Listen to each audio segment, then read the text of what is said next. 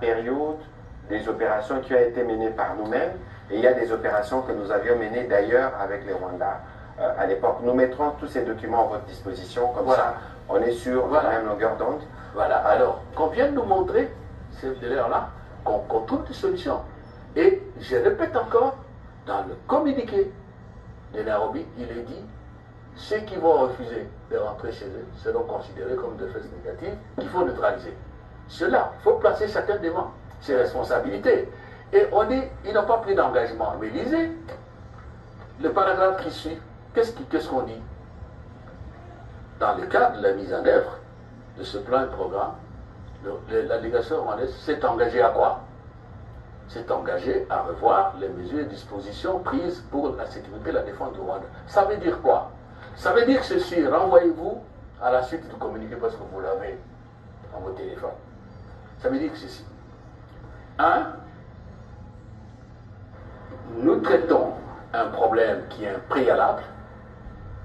Le préalable, c'est lequel? Et c'est là qu'apparaît la divergence que vous voyez à la dernière page. Pour nous, le préalable de tout débat de fond, c'est le retrait des troupes rwandaises. C'est écrit dans le document. Et ils ont dit non, on n'est pas d'accord sur ça. Après, on doit laisser. Alors ils ont retorqué, d'accord, parce qu'on va faire cesser le feu. Cesser le feu signifie que la RDC ne peut plus, comment dirais-je, mater, excusez l'expression, les M23 qui constituent une faute terroriste. On a dit, mais c'est la bêtise. Vous avez écrit, vous dites, c'est un problème interne. Quel bien fait les M23 ici? Et vous voyez dans le document aussi, il y a un paragraphe qu'on dit, poursuivre les négociations. Ça veut dire que, et c'est la manière dont les paragraphes sont ordonnés, c'est pas par hasard. La première chose, parce que comme on l'a dit, on a dit cesser le feu, mais en disant cessation des hostilités. Donc parmi les opérations, de cesser le feu, mais nous renvoyons à la deuxième page. Alors, on ferme les yeux, on lit un paragraphe, on ne comprend pas ce qu'il y a, j'ai essayé de donner les détails, dans la mesure du possible, non. Et tout cela renvoyé au chef d'État. Alors, de deux choses l'une, où nous disons que nous sommes prêts à mettre fin à cet alibi de FDLR, et nous renvoyons la balle à ceux qui sont venus avec l'affaire. Bon, on les identifie. Où sont-ils? nk'uko rero watangiye ubibona mu gace gato cyane k'amashusho n'ubutegetsi bw'Kinshasa noneho bwongeye gutungura isi yose bwerekana ngo imibare ni imibare mu by'ukuri iteye isoni n'agahinda n'abarwanyi bavuga ko ngo biciwe ara muri Repubulika Iharanira Demokarasi ya Kongo ngo bigizwemo uruhare na FARDC ifatanyije n'ingabo z'igihugu cy'u Rwanda. Ni imibare mu by'ukuri bavuga ko yagiye ibaho mu bihe bitandukanye, bo bakemeza ko ngo FDL mu buryo bweruye ko yaranduwe burundu. Ibisigaye rero ngo ni ingabo z'igihugu cy'u Rwanda n'u Rwanda muri rusange ngo bajya muri Kongo bagiye kujya gusahura umutungo w'igihugu. Ibi rero byatangajwe nande ni Minisitiri w'Ububanyi n'Amahanga Christophe Rutundura wari kumwe na Patrick Muyaya umuvugizi wa guverinoma. Ni mu kiganiro n'abanyamakuru cyatambutse ejo bundi rwose tariki 25 z'uku kwezi turimo mwaka 2024, ndetse rero ngo banagarukaga ku magambo yari yatangajwe n'umukuru w'igihugu cy'u Rwanda nyakubahwa Perezida Paul Kagame. Ni mu kiganiro n'ubundi yagiranye na Jeune Afrique mu minsi ishize. Reka rero tubanze twumve icyo umukuru w'igihugu cy'u Rwanda yavuze, ubundi dukomereze ku bisubizo aba bagabo babiri batanze nk'igisubizo rero ngo basubizaga nyakubahwa Perezida Paul Kagame, banagaragaza ko u Rwanda rujya gusahura Kongo, nubwo ari imibare mu by'ukuri yongeye gutungura benshi ku mbuga nkoranyambaga. N'ibitekerezo byinshi bagiye batanga, wenda turaza no gukomozaho muri iyi nkuru yacu. Umunyamakuru wa Jeune Afrique yari yabajije umukuru w'igihugu cy'u Rwanda ati Loni, Leta Zunze Ubumwe za Amerika, EU n'ibindi bihugu byasabye ko mubanza kuvana ingabo zanyu muri Repubulika Iharanira Demokarasi ya Kongo.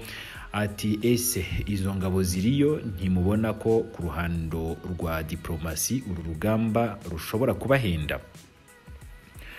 Icyo gihe nyakubahwa Perezida Paul Kagame yasubije agira ati nidutegereza ko abandi aribo bazaza kudukemurira ibibazo byanze bikunze bizaduhenda. U Rwanda rurabangamiwe ntawe utabibona. Niyo mpamvu rero ati turajwe inshinga no kugera ku gisubizo kinyuze mu mahoro. Ntabwo u Rwanda rukwiriye kubonwa nka kimwe mu bibazo, ahubwo rukwiriye kubonwa nka kimwe mu bisubizo.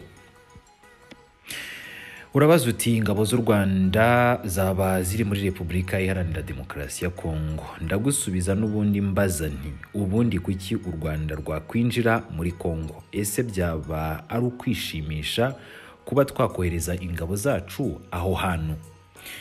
Ibi bibazo bimaze imyaka 30 byaturutse ku mateka ababaje cyane yabereye inaha, kandi rero byagizwemo uruhare na benshi barimo nabo uyu munsi barimo gushinja u Rwanda kwivanga mu bibazo byo mu burasirazuba bwa Kongo. Niyo mpamvu rero nabivuze ku mugaragaro ko ntawe tuzasaba uburenganzira bwo gukora icyo tugomba gukora nihagira icyongera kubangamira umutekano wacu. Icyo gihe rero n'ubundi uyu munyamakuru wa Jeune Afrique yakomeje kubaza ibibazo nyakubahwa Perezida Paul Kagame bigaruka kuri iyi FDLR n'ubundi tugiye gukomeza dukomozaho. Nk'ubwo rero ni mu kibazo noneho kijyanye n'igihugu cy'abaturanyi b'u Burundi. Yaramubajije ati ni ku ruhande rwanyu murashinja ingabo z'u Burundi gukorana na FDLR, mwaba mufite ibimenyetso? Nyakubahwa Perezida Paul Kagame yamusubije yagira ati yego rwose ibimenyetso birahari, birimo bimwe byagiye mu ruhame. Ati ntabwo bisaba gucukumbura kugira ngo ubimenye, ni ibintu biri ku karubanda byagaragayemo ingabo z'u Burundi, kandi twabonye abantu benshi cyane bagiye bafatwa na M23. Urebye rero dufite ikibazo cy'imyumvire ya kera, turacyagendera kuri politiki yashaje ishingiye ku moko. Icyo nicyo kibazo cya Tshisekedi Ndayishimiye na FDLR. Vuba aha cyane rwose Perezida Ndayishimiye yatumiye mu Burundi abajenosideri bo muri FDLR babarizwa muri Rucuru no mu bindi bice bya Repubulika Iharanira Demokarasi ya Kongo. Yababwiye ko amakimbirane ashingiye ku moko ashobora gukomeza. Tubanze twibutse ko amakuru menshi umukuru w'igihugu cy'u Rwanda agiye atangariza muri iki kiganiro nk'uko we yabyitangarije ni amakuru ashingiye ku butasi bw'u Rwanda yagaragajwe mu minsi yashize. Ibi rero biraza gusobanura neza ibigiye gutangazwa mu kanya na Patrick Mbuyaya wari kumwe na Minisitiri w'Ububanyi n'Amahanga, bo bemezaga ko umutwe wa FDLR waranduwe. Nyamara ejo bundi rwose bamwe mu bajenosideri bo muri FDLR baragiye Burundi guhura na Perezida Ndayishimiye. Nyakubahwa Perezida Paul Kagame yakomeje agira ati ubwo Tshisekedi yarahiriraga kuyobora Repubulika Iharanira Demokarasi ya Kongo, Ndayishimiye yahuye n'urubyiruko i Kinshasa maze arubwira ko urwo rubyiruko ngo Afurika yose n'u Burundi ngo bakwiriye gufasha abanyarwanda bifuza impinduka mu butegetsi bw'u Rwanda. Niba rero muri iki gihe dufite abayobozi batekereza muri ubu buryo, dufite ibibazo. Aha rero n'ubundi umunyamakuru yongeye kumubaza ati ni mu nama y'igihugu y'umushyikirano iheruka muri Mutarama mwaravuze muti urebye uko ibintu bimeze nyuma y'imyaka 30 nta gishobora guhungabanya u Rwanda, twarwana nk'abadafite icyo gutakaza. Mutekereza ko ikibazo kiri mu burasirazuba bwa Kongo gishobora gukomera kugeza ubwo cyahungabanya u Rwanda? Icyo gihe nyakubahwa Perezida Paul Kagame n'ubundi yakomoje kuri FDLR bavuga ko baranduye. Yagize ati cyane rwose abatazi ibyo bavuga ko FDLR ari abantu bake, ko dukabya, ariko se ubundi baba ari bake bwo kubera iki bagihari nyuma y'imyaka yose? Igihe kinini cyose gishize kuki bagihari? Igice kinini cy'abaturage ba Kongo nk'abayobozi bo muri iki gihugu bafite ingengabitekerezo n'imvugo zihembera urwango ziganisha kuri jenoside zikwirakwizwa n'indi mitwe irenze FDLR hariya mu burasirazuba bwa Repubulika Iharanira Demokarasi ya Kongo. Kagame yakomeje agira ati ni mu burasirazuba bwa Repubulika Iharanira Demokarasi ya Kongo abaturage bari hagati ya miliyoni 3 n'enye bavuga ururimi rw'ikinyarwanda. Ntabwo rero ari umubare muto. Abumvikana mu binyamakuru byo muri Kongo bavuga ko izo mvugo ati ni izabo hafi ya Perezida Tshisekedi ukomoka muri Kasai n'ahandi, nibavuga ikinyarwanda. Niba rero abayobozi bo mu gihugu bimika ingengabitekerezo, uratekereza ko ari ikintu gito? Ati ni abaturanyi bacu. Ati ni gute rero urwo ruhurirane rw'impamvu rutaba ikibazo? Ati ni mu gihe rero ingabo za Kongo zarashe ibisasu ku butaka bwacu, twabonye ibihamya bigaragaza ko zari kumwe na FDLR. Nibo FDLR mu by'ukuri bagize uruhare mu iraswa ry'ibisasu byaguye ku butaka bwacu. Aha rero nari mbanje mu by'ukuri gusa nugaruka ku magambo yavuzwe n'umukuru w'igihugu cy'u Rwanda. Ni amagambo n'ubundi yabaye intandaro yo kuba Repubulika Iharanira Demokarasi ya Kongo nayo yerekanye iyi mibare ngiye kuba ngarukaho. Ni imibare berekanye n'ubundi muri icyo kiganiro ubwo basaga n'abagaruka ku byatangajwe n'umukuru w'igihugu cy'u Rwanda nyakubahwa Perezida Paul Kagame, bavuga ko iyo FDLR yaranduwe. Ni taburo cyangwa se imbonerahamwe bashyize ahagaragara, niba ariko twayita ni imbonerahamwe igaragaza ko uyu mutwe wa FDLR wagiye urandurwa mu bihe bitandukanye, yewe bagiye banashyiraho izo operasiyo zagiye zikorwa ku bufatanye n'igihugu cy'u Rwanda. Baravuga ko rero operasiyo ya mbere ngo yitwaga Umoja Wetu yatangiye ngo ku itariki 20 z'ukwezi kwa mbere, ni tariki 20 z'ukwezi kwa mbere mu mwaka wa 2009. Bakavuga ko ngo yaje kugwamo abarwanyi ba FDLR byibura bagera ku 153, abandi bagera ku 103 bo ngo bacyuwe mu gihugu cy'u Rwanda, bafashwe miri. Hanyuma rero ngo abandi bagera ku 5,000 barimo n'imiryango yabo muri FDLR nabo batahukanwa mu gihugu cy'u Rwanda.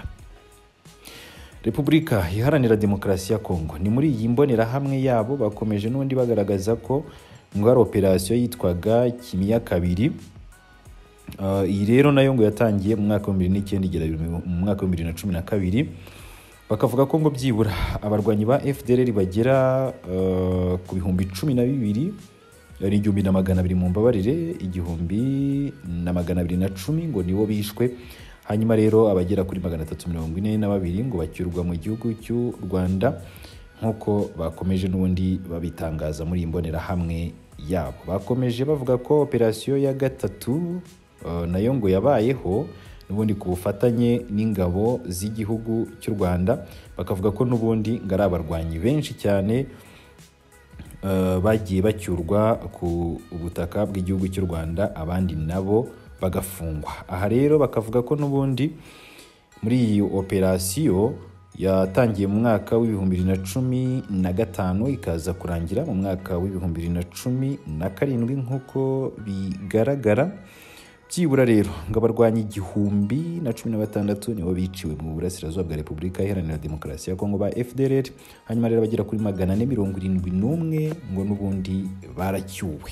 Aha rero ubaye nk'ugenekereza cyangwa se twifashishije iyi mbonerahamwe, biragaragara neza ko nk'uko byatangajwe n'aba bayobozi bo muri guverinoma ko byibura abarwanyi bagera ku 2,379 bo muri FDLR nibo ngo bishwe. Hanyuma ngo 5,916 bo ngo bacyuwe mu gihugu cy'u Rwanda. Hanyuma rero muri iyi nama cyangwa se muri ikiganiro n'abanyamakuru, Patrick Muyaya na Minisitiri w'Ububanyi n'Amahanga, ni ikiganiro cyari cyateguwe na Minafete cyangwa se Minisiteri y'Ububanyi n'Amahanga, basobanuye ko rero Kinshasa ngo yakoze uko ishoboye kose irandura umutwe wa FDLR burundu, ngo ku buryo nta murwanyi n'uyu n'umwe ukibarizwa ku butaka bwabo, ngo ahubwo ibisigaye ngo nibyo u Rwanda rwitwaza mu rwego ngo rwo kugira ngo rushotore runubahuka ubusugire bwa Repubulika Iharanira Demokarasi ya Kongo, ngo mu rwego rwo kujya kwiba nk'uko babyivugiye mu magambo yabo, ngo gusahura umutungo kamere w'iki gihugu. Aha rero bakaba banarengejeho bavuga ko babivuze basubiza amagambo y'umukuru w'igihugu cy'u Rwanda. Ni amagambo yavugiye n'ubundi mu gitangazamakuru cya Jeune Afrique. Ku mbuga nkoranyambaga rero ibitekerezo byahise biba byinshi, bagaruka ku bijyanye n'abo barwanyi. Ikindi kandi bakanagaruka ku bimenyetso biherutse kwigaragaza ejo bundi ubwo bamwe mu bayobozi bakuru ba FDLR n'ubundi bicwaga, bakanagaragaza abandi benshi cyane n'ubundi batarafatwa cyangwa se ngo bicirwe ku rugamba, bagihembwa cyangwa se bari kwibere mu bufasha bari guhabwa n'ubutegetsi bw'i Kinshasa. Ni byinshi rero mu by'ukuri bikomeje kugenda bitangazwa hanini bagaragariza Repubulika Iharanira Demokarasi ya Kongo ko yimitse FDLR ndetse no kuvuga ko nta murwanyo ugihari karuko benshi muri bo bamaze kwinjizwa mu gisirikare cya leta FARDC. No mu minsi yashize twagiye tubigarukaho ko batangiye no guhabwa imishahara kuri ubu barahembwa na leta ya Repubulika Iharanira Demokarasi ya Kongo. Nguko rero uko byifashe, Repubulika Iharanira Demokarasi ya Kongo yemeye kurandura umutwe witwaje intwaro wa FDLR mu rwego rwo kuzahura umubano. Muri yumvira neza ko yamaze kubihakana, inagaragaza imbonerahamwe cyangwa se twavuga ko ari imbonerahamwe cyangwa se tableau igaragaza neza uko bagiye basenya uyu mutwe wa FDLR. 5 kuri 5 rero ngiye turakomeza kubana, reka iby'aya makuru tube tubihiniye ahangaha.